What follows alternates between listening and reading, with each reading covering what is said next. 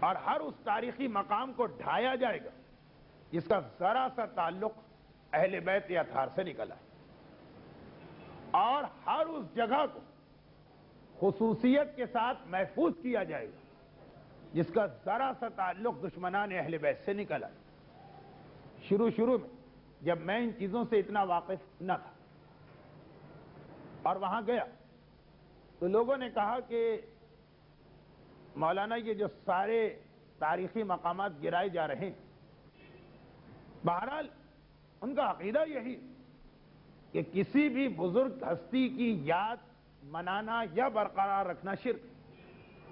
اب اس کا دشمنی اہل بیت سے کیا تعلق؟ کوئی ان کا عقیدہ ہے جس میں سب آ جاتے ہیں، چنانچہ وہ رسول ہوں یا ان کے صحابی ہوں، سب کے لیے ان کے پاس ایک ہی عقیدہ۔ میں نے بھی بات مان لی کہ شاید ایسا ہوگا، لیکن اتنے سال کے تجربے نے بتایا کہ ایسا نہیں۔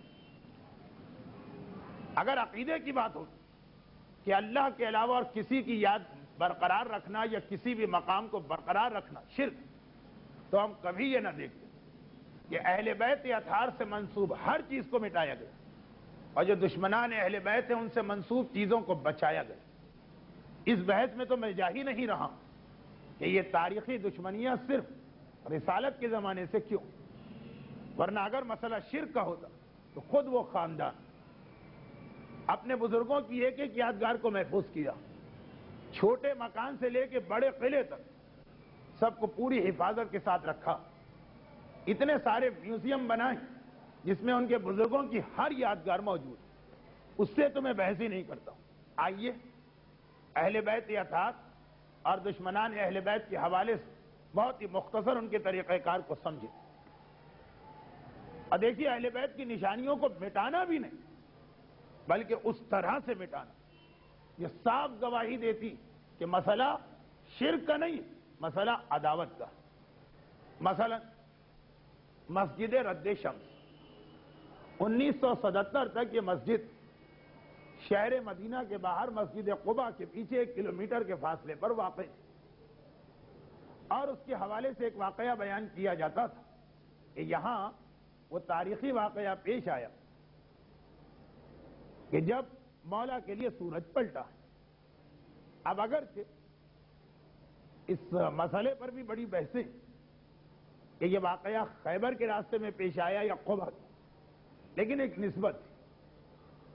1977 میں اس مسجد کو منہدم کیا گیا، اور خالی اس کو منہدم نہیں کیا گیا، اسے کھیل کا ایک ایسا میدان بنایا گیا جہاں شام کو مدینے کے نوجوان آ کر فٹ بال، تاش اور شطرنج کھیلا کرتے۔ وہ جگہ کہ جہاں باقاعدہ مسجد بنی، لیکن چونکہ اس مسجد کی ایک نسبت مولا کے نام سے ہو گئی تو مسجد گرا دینا نہیں۔ دیکھیے ایک تو مسجد گرائی جاتی ہے، سڑک بنائی جا رہی ہے، اس کے راستے میں مسجد آ گئی، کوئی نئی آبادی بسائی جا رہی، نہیں، مسجد گرا کے وہ میدان، اس کی کوئی ضرورت نہیں۔ آج 25 سال ہو گئے میدان اسی طرح ہے، مگر کیونکہ اس مسجد کا ذرا سا تعلق مولا سے، کھیل کا میدان جہاں تاش اور شطرنج تک کھیلے جا رہے، ایک مرد مومن بڑی مشکل اور ہزاروں دینار خرچ کر حکومت سے اس زمین کو خرید کے ایک 4 دیواری بنا دی، مگر اس میں بھی شرط لگائی گئی کہ یہاں پہ نہ مسجد بن سکتی ہے نہ کسی کو داخل ہونے کی اجازت ہے۔ جنت البقیع کے عقب میں ایک ایسی جگہ کہ ایک زمانے میں مومنین کی کثیر تعداد وہاں جاتی تھی، اب اس کا راستہ بند کر دیا گیا، بہت تھوڑے لوگ جو جنگلوں کے راستے سے واقف ہیں وہاں پہنچ پاتے ہیں۔ اور یہ وہ جگہ کہ جس کا تعلق اہل بیت کے ایک معجزے سے ہے کہ ایک مرتبہ جب رسول شہزادی کے گھر میں آئے اور شہزادی بابا کے استقبال کے لیے کھڑی ہوں تو کمزوری کی وجہ سے غش کھا کے گر پڑی۔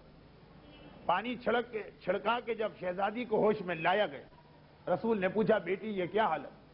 کہا کہ بابا، وہ بھی جب بہت اصرار کیا کہ 8 وقت سے فاقہ ہے، گھر میں کھانے کے لیے کچھ نہیں، پیغمبر جو سید کائنات اور صاحب لولاک، آنکھوں میں آنسو آ گئے، پنجتن کے ساتھ چلے، جنت البقیع کی عقب میں ایک پہاڑی تھی وہاں پہنچے، پیغمبر اسلام وہاں تشریف فرما ہوئے، جنت سے دسترخوان نازل ہوا، اس کے سارے آثار اس پہاڑی پر تھے۔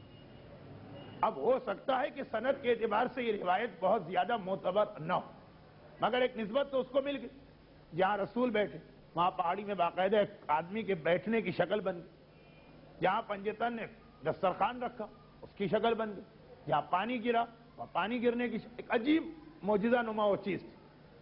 کم لوگ جاتے تھے، لیکن انقلاب ایران کے بعد ایک کثیر تعداد جانے لگی۔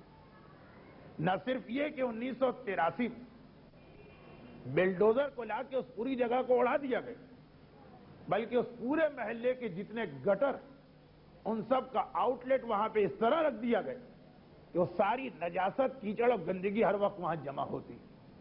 ایک چیز کو مٹانا الگ چیز، مگر یہ حق اور یہ توہین جو ہماری آنکھوں دیکھی بات ہے۔ 1980 تک مسجد النبوی کے باب السلام سے 100 گز کے فاصلے پر مسجد فاطمہ نام کی ایک مسجد تھی، جس کا اب تک تذکرہ حج اور عمرے کی ہر کتاب میں، لیکن اب اس کا وجود نہیں۔ یہ وہ مسجد ہے جہاں پہ وہ مکان تھا کہ شادی کے بعد 1 ہفتے کے لیے رسول نے بیٹی اور داماد کو یہاں بھیجا تھا۔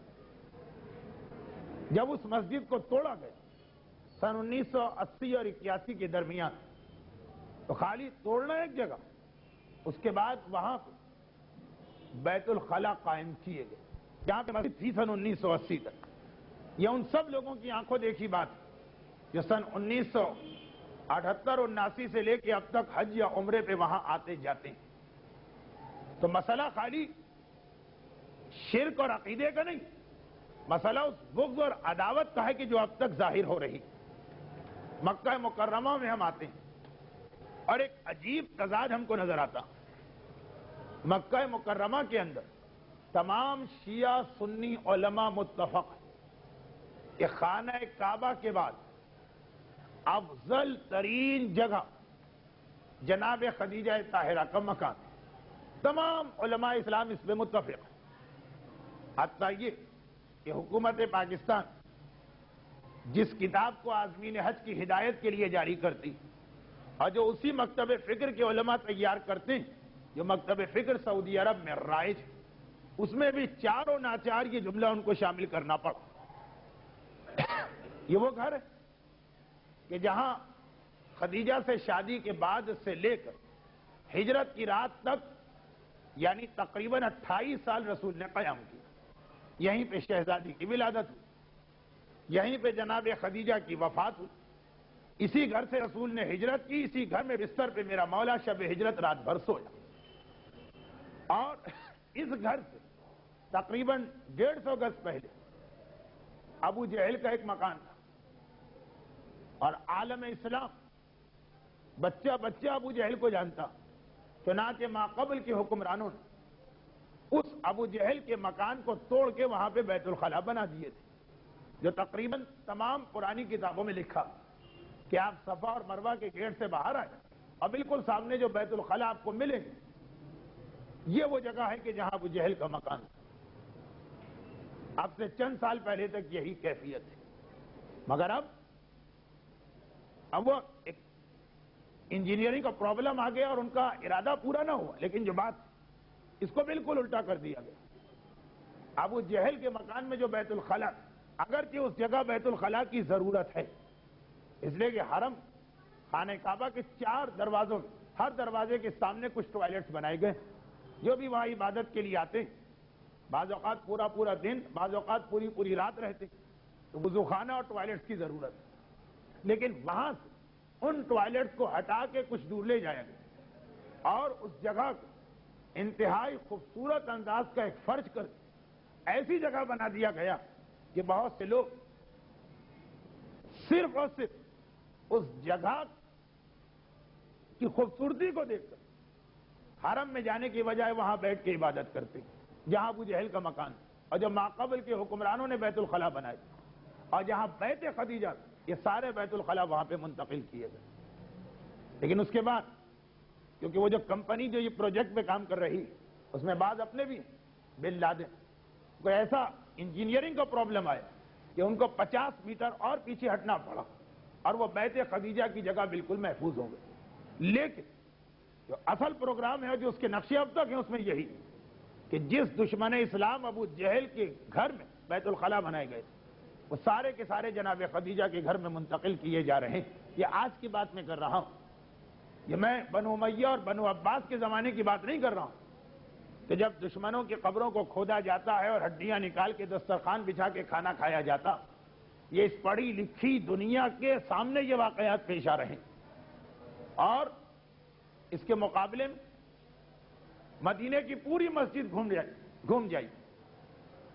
پوری مسجد. یہ پوری مسجد کون سی ہے؟ جہاں پر رسول کے زمانے میں پورا شہر مدینہ تھا. دیکھیں نتیجے پہ آ رہا ہوں. ابھی تک اگر آپ کی سمجھ میں تقریر کا ربط نہیں آیا تو نتیجہ آ رہا. رسول کے زمانے میں جہاں پورا شہر مدینہ تھا، اب آج کل جو مسجد بنائی گئی ہے ٹھیک اسی جگہ پہ بنائی گئی. یعنی پوری مسجد پرانے شہر مدینہ کو کور کرتی. چنانچہ جتنے بھی صحابی تھے، رسول تھے، ازواج تھیں، رسول کی اولاد، سب کے مکانات، باغات آج سب مسجد میں آ گئے. لیکن پوری مسجد صرف ایک شخصیت کے نام کا بورڈ لگا کہ یہاں پہ ان کا مکان تھا. اور اب میں نام نہیں لینا چاہتا اس لیے کہ میری تقریر کا مقصد صاحبان ایمان کو ایک نتیجے تک پہنچانا، لیکن وہ نام نہ رسول کا ہے اور نہ آل رسول میں سے کسی کا. ایک نئے آدمی کو یہ بھی پتا نہیں چلے گا کہ اس مسجد میں رسول کی قبر کہاں. وہ بھٹکتا بھٹکتا کتابوں کی مدد سے کسی سے پوچھ پاچھ کے پہنچ جائے وہ الگ بات، مگر اتنی بڑی مسجد میں کہیں یہ نہیں موجود کہ حجرہ فاطمہ کہاں، حجرہ رسول کہاں، قبر رسول کہاں. اور ان سب کے برعکس صرف ایک شخصیت کے مکان کے لیے باقاعدہ ایک بہت بڑا بورڈ لگایا گیا کہ یہ ہمارے فلاں آقا اور سردار کا مکان. جہاں مسجدیں ہیں وہاں بیت الخلاء بنائے جا رہے ہیں، جہاں معجزات پیش آئے وہاں پہ گٹر لائے جا رہے ہیں. مگر انہی کے پہلو بپہلو مدینے کے خوبصورت ترین باغوں میں سے ایک بنایا گیا. پوچھا یہ کون سا باغ؟ کہا کہ یہ وہ جگہ ہے کہ جہاں رسول کے بعد رسول کے زمانے میں سقیفہ ہوتا تھا. وہ واحد جگہ کہ انتہائی خوبصورت پھولوں اور انتہائی خوبصورت پھلدار درختوں کی مدد سے اسے ایسا سجایا گیا کہ نہ چاہنے والے کا دل بھی چاہے وہاں جانے کا. اور لکھا بھی کہ یہ سقیفہ بنی سعدہ ہے کہ جس کو اس طرح محفوظ کیا گیا. اور وہ مسجد فاطمہ ہے کہ جہاں بیت الخلاء بنے. اور وہ نزول دسترخوان کا مقام ہے کہ جہاں گٹر کھولے گئے. اور وہ رد شمس کی مسجد ہے کہ جہاں تاش و شطرنج کا مرکز بنایا گیا. دیکھیے ایک تضاد دیکھنے والے کو صاف نظر آتا. اور یہ واقعہ اگر آپ نے میری پچھلی کسی تقریر میں سنا تو مجھے اطمینان سا ہے کہ شاید اب تک یقین نہ آیا، لیکن ایک مرتبہ پھر سن لی کہ یہ تو میرے سامنے کی بات ہے. جدہ ایئرپورٹ ہے، حجاج کرام کے قافلے پہنچ رہے ہیں اور ہر ایک کا کسٹم، سب سے سخت کسٹم اگر ہوتا ہے تو وہ حاجیوں. اب اس کی بہت ساری وجوہات ہو سکتی، لیکن کچھ ایسی چیزیں ہیں کہ جن کا متبادل ہو سکتا ہے. مثلا